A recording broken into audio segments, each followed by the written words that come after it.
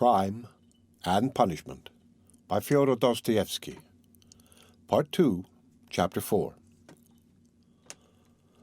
Zosimov was a tall, fat man with a puffy, colorless, clean-shaven face and straight flaxen hair. He wore spectacles and a big gold ring on his fat finger. He was 27. He had on a light gray, fashionable loose coat, light summer trousers, and everything about him loose, fashionable, and spick and span.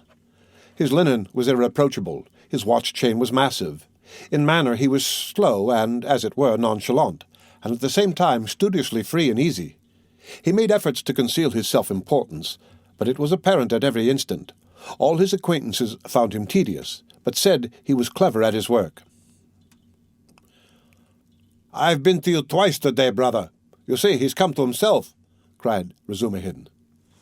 I see. And how do we feel now, eh?" said Zosimov to Raskolnikov. Watching him carefully and sitting down at the foot of the sofa, he settled himself as comfortably as he could.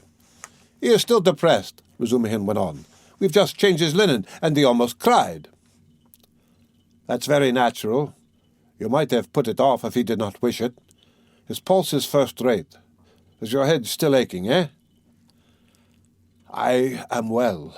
I am perfectly well," Raskolnikov declared positively and irritably. He raised himself on the sofa and looked at them with glittering eyes, but sank back onto the pillow at once and turned to the wall. Zosimov watched him intently. "Very good. Going on all right," he said lazily. "Has he eaten anything?" They told him and asked what he might have. "He may have anything. Soup, tea, mushrooms and cucumbers. Of course, you must not give him. He'd better not have meat either, and... but no need to tell you that." Razumikhin and he looked at each other. "No more medicine or anything. I'll look at him again tomorrow. Perhaps today even. But, well, never mind." "Tomorrow evening I shall take him for a walk," said Razumikhin.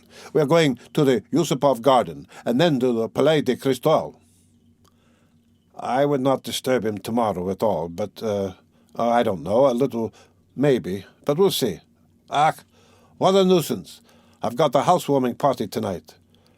It's only a step from here. Couldn't he come? He could lie on the sofa. You are coming?" Razumikhin said to Zosimov. "Don't forget you promised." "All right, only rather later. What are you going to do?" "Oh, nothing. Tea, vodka, herrings. There will be a pie. Just our friends." "And who?"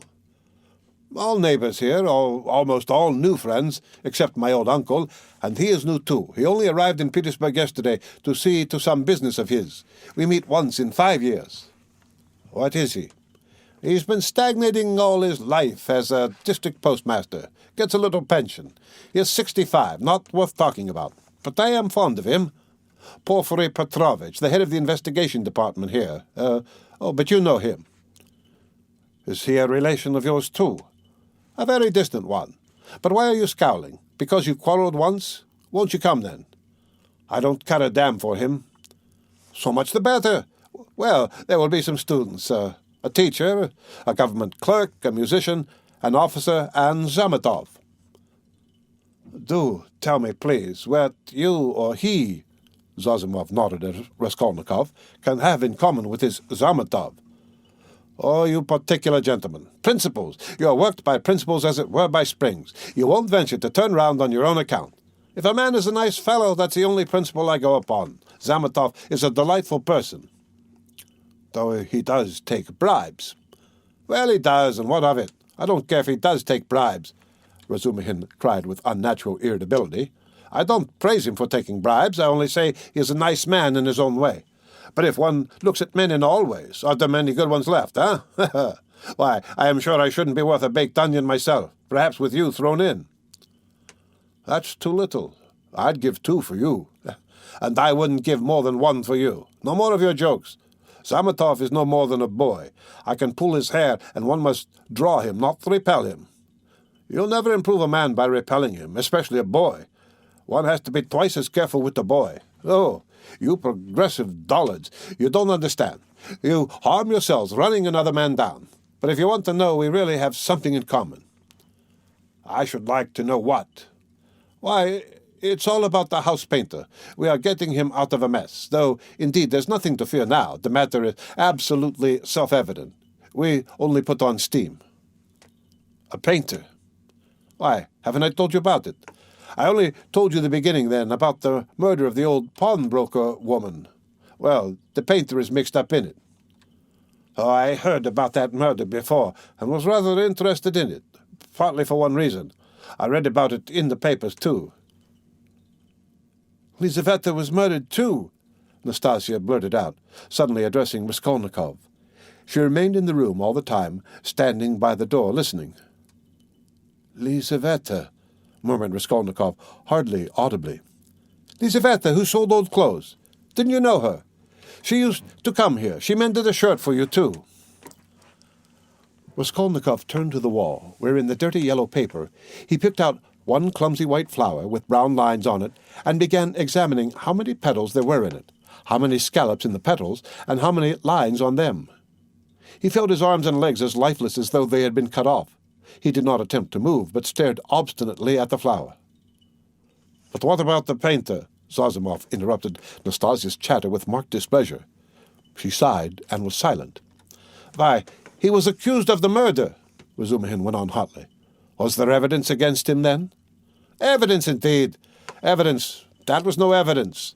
And that's what we have to prove. It was just as they pitched on those fellows, Kok and Postraikov, at first. Phew, how stupidly it's all done. It makes one sick, though it's not one's business. Postraikov may be coming tonight. By the way, Rodya, you've heard about the business already. It happened before you were ill, the day before you fainted at the police office while they were talking about it." Zosimov looked curiously at Raskolnikov. He did not stir. "But I say, Razumikhin, I wonder at you. What a busybody you are," Zosimov observed. "Maybe I am, but we will get him off anyway," shouted Razumikhin, bringing his fist down on the table. "What's the most offensive is not their lying. One can always forgive lying. Lying is a delightful thing, for it leads to truth. What is offensive is that they lie and worship their own lying. I respect Fopri, but what threw them out at first? The door was locked, and when they came back with the porter it was open. So it followed that Kok and Postraikov were the murderers. That was their logic. But don't excite yourself. They simply detained them. They could not help that. And by the way, I've met that man Kok. He used to buy unredeemed pledges from the old woman, huh?" "Yes. He's a swindler. He buys up bad debts, too. He makes a profession of it. But enough of him. Do you know what makes me angry? It's their sickening, rotten, petrified routine. And this case might be the means of introducing a new method. One can show from the psychological data alone how to get on the track of the real man. We have facts, they say, but facts are not everything. At least half the business lies in how you interpret them." "Can you interpret them, then?" "Anyway, one can hold one's tongue when one has a feeling, a tangible feeling that one might be a help if only... Do you know the details of the case?" "I am waiting to hear about the painter." "Oh, yes. Well, here's the story. Early on the third day after the murder, when they were still dandling Kok and Postraikov, though they accounted for every step they took, and it was as plain as a pikestaff, an unexpected fact turned up. A peasant called Dushkin, who keeps a dram shop facing the house, brought to the police office a jeweler's case containing some gold earrings and told a long rigmarole. The day before yesterday, just after 8 o'clock, mark the day and the hour, a journeyman housekeeper, Nikolai, who had been in to see me already that day, brought me this box of gold earrings and stones and asked me to give him 2 rubles for them. When I asked him where he got them, he said that he picked them up in the street. I did not ask him anything more. I am telling you Dushkin's story. I gave him a note, a ruble that is, for I thought if he did not pawn it with me, he would with another. It would all come to the same thing. He'd spend it on drink, so the thing had better be with me. The further you hide it, the quicker you will find it. And if anything turns up, if I hear any rumors, I'll take it to the police. Of course, that's all taradiddle. He lies like a horse. For I know this Dushkin. He is a pawnbroker and a receiver of stolen goods. And he did not cheat Nikolai out of a 35-ruble trinket in order to give it to the police. He was simply afraid. But no matter. To return to Dushkin's story. I've known this peasant, Nikolai Dementiev, from a child. He comes from the same province and district of Zaraysk. We are both Ryazan men. And though Nikolai is not a drunkard, he drinks, and I knew he had a job in that house painting work with Dmitri, who comes from the same village too. As soon as he got the ruble, he changed it, had a couple of glasses, took his change and went out, but I did not see Dmitri with him then. And the next day, I heard that someone had murdered Alyona Ivanova and their sister Lizaveta Ivanova with an axe. I knew them, and I felt suspicious about the earrings at once, for I knew the murdered woman lent money on pledges. I went to the house and began to make careful inquiries without saying a word to anyone. First of all, I asked, "Is Nikolai here?" Dmitri told me that Nikolai had gone off on the spree. He had come home at daybreak drunk, stayed in the house about 10 minutes, and went out again. Dmitri didn't see him again and is finishing the job alone. And the job is on the same staircase as the murder, on the second floor. When I heard all that, I did not say a word to anyone. That's Dushkin's tale. But I found out what I could about the murder and went home feeling as suspicious as ever. And at 8 o'clock this morning, that was the third day, you understand, I saw Nikolai coming in, not sober, though not to say very drunk. He could understand what was said to him. He sat down on the bench and did not speak. There was only one stranger in the bar and a man I knew asleep on a bench and our 2 boys. "Have you seen Dmitri?" said I. "No, I haven't," said he. "And you have not been here either?" "Not since the day before yesterday," said he. "And where did you sleep last night?" "In Peshki with the Komensky men." "And where did you get those earrings?" I asked. "I found them in the street." And the way he said it was a bit queer. He did not look at me. "Did you hear what happened that very evening at that very hour on that same staircase?" said I. "No," said he, "I had not heard." And all the while he was listening. His eyes were staring out of his head, and he turned as white as chalk. I told him all about it, and he took his hat and began getting up. I wanted to keep him. "Wait a bit, Nikolai," said I. "Won't you have a drink?" And I signed to the boy to hold the door. And I came out from behind the bar, but he darted out and down the street to the turning at a run. I've not seen him since. Then my doubts were at an end. It was his doing, as clear as could be. "I should think so," said Zosimov. "Wait, hear the end. Of course, they sought high and low for Nikolai. They detained Dushkin and searched his house. Dmitri, too, was arrested. The Kolomensky men also were turned inside out. And the day before yesterday, they arrested Nikolai in a tavern at the end of the town. He had gone there, taken the silver cross off his neck, and asked for a dram for it. They gave it to him. A few minutes afterwards, the woman went to the cowshed, and through a crack in the wall she saw in the stable adjoining he had made a noose of his sash from the beam, stood on a block of wood, and was trying to put his neck in the noose. The woman screeched her hardest. People ran in. 'So that's what you are up to?' 'Take me,' he says, 'to such and such a police officer. I'll confess everything.' Well, they took him to that police station, that is, here, with a suitable escort. So they asked him this and that, how old he is. 22, and so on. At the question, 'When you were working with Dmitri, didn't you see anyone on the staircase at such and such a time?' Answer, 'To be sure, folks may have gone up and down, but I did not notice them.' 'And did you hear anything, any noise?' And so on.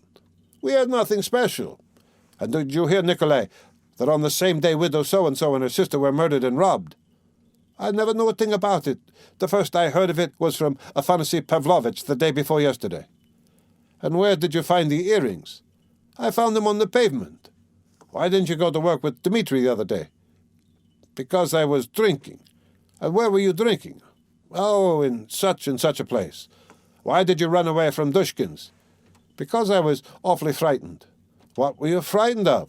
'That I should be accused.' 'How could you be frightened if you felt free from guilt?' 'Now, Zosimov, you may not believe me. That question was put literally in those words. I know it for a fact. It was repeated to me exactly.' 'What do you say to that?' 'Well, anyway, there's the evidence.' 'I'm not talking of the evidence now. I am talking about that question of their own idea of themselves. Well, so they squeezed him, and he confessed. I did not find it in the street, but in the flat where I was painting with Dmitri.'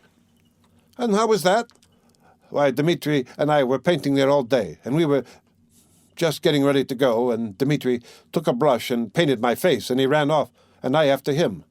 I ran after him, shouting my hardest, and at the bottom of the stairs I ran right against the porter and some gentlemen. And how many gentlemen were there, I don't remember. And the porter swore at me, and the other porter swore too, and the porter's wife came out and swore at us too, and the gentleman came into the entry with the lady, and he swore at us too, for Dmitri and I lay right across the way. I got hold of Dmitri's hair and knocked him down and began beating him, and Dmitri too caught me by the hair and began beating me. But we did it all not for temper, but in a friendly way, for sport. And then Dmitri escaped and ran into the street, and I ran after him, but I did not catch him, and went back to the flat alone. I had to clear up my things. I began putting them together, expecting Dmitri to come, and there in the passage, in the corner by the door, I stepped on the box. I saw it lying there, wrapped up in paper. I took off the paper, saw some little hooks, undid them, and in the box were the earrings. Behind the door. Lying behind the door. Behind the door? Raskolnikov cried suddenly, staring with a blank look of terror at Razumikhin, and he slowly sat up on the sofa, leaning on his hand. Yes. Why?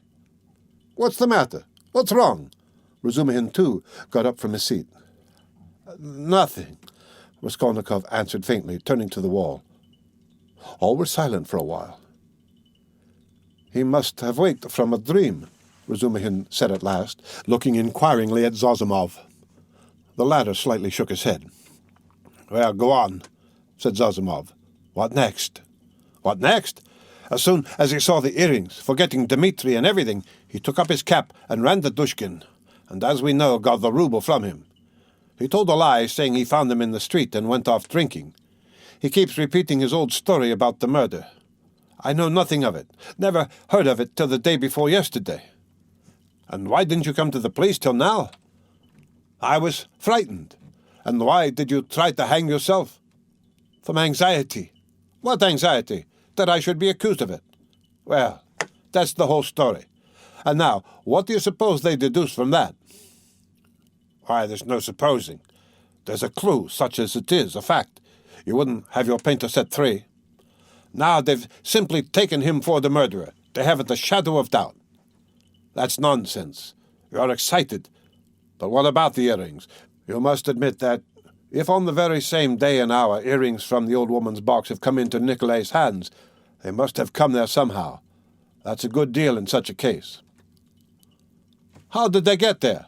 How did they get there? Cried Razumikhin. How can you, a doctor, whose duty it is to study man, and who has more opportunity than anyone else for studying human nature, how can you fail to see the character of the man in the whole story? Don't you see at once that the answers he has given in the examination are the holy truth? They came into his hand precisely as he told us. He stepped on the box and picked it up. The holy truth, huh? But didn't he own himself that he told a lie at first? Listen to me. Listen attentively. The porter and cook and Pestryakov and the other porter and the wife of the first porter and the woman who was sitting in the porter's lodge and the man Kryukov who had just got out of a cab at that minute and went in at the entry with a lady on his arm, that is 8 or 10 witnesses, agree that Nikolai had Dmitri on the ground, was lying on him, beating him, while Dmitri hung on to his hair, beating him too. They lay right across the way, blocking the thoroughfare. They were sworn at on all sides, while they, like children, the very words of the witnesses, were falling over one another, squealing, fighting, and laughing with the funniest faces, and chasing one another like children. They ran into the street. Now take careful note. The bodies upstairs were warm. You understand? Warm when they found them. If they, or Nikolai alone, had murdered them and broken open the boxes, or simply taken part in the robbery, allow me to ask you one question. To the state of mind, their squeals and giggles and childish scuffling at the gate fit in with axes, bloodshed, fiendish cunning, robbery. They just killed them not 5 or 10 minutes before, for the bodies were still warm, and at once, leaving the flat open, knowing that people would go there at once, flinging away their booty, they rolled about like children, laughing and attracting general attention, and there are a dozen witnesses to swear to that. Of course, it is strange. It's impossible indeed, but no, brother, no buts. And if the earrings being found in Nikolay's hands at the very day and hour of the murder constitutes an important piece of circumstantial evidence against him, although the explanation given by him accounts for it, and therefore it does not tell seriously against him. One must take into consideration the facts which prove him innocent, especially as they are facts that cannot be denied. And do you suppose from the character of our legal system that they will accept, or that they are in a position to accept, this fact, resting simply on a psychological impossibility as irrefutable and conclusively breaking down the circumstantial evidence for the prosecution? No, they won't accept it. They certainly won't, because they found the jewel case and the man tried to hang himself, which he could not have done if he hadn't felt guilty. That's the point. That's what excites me. You must understand. I see you are excited. Wait a bit. I forgot to ask you. What proof is there that the box came from the old woman? That's been proved, said Razumikhin with apparent reluctance, frowning.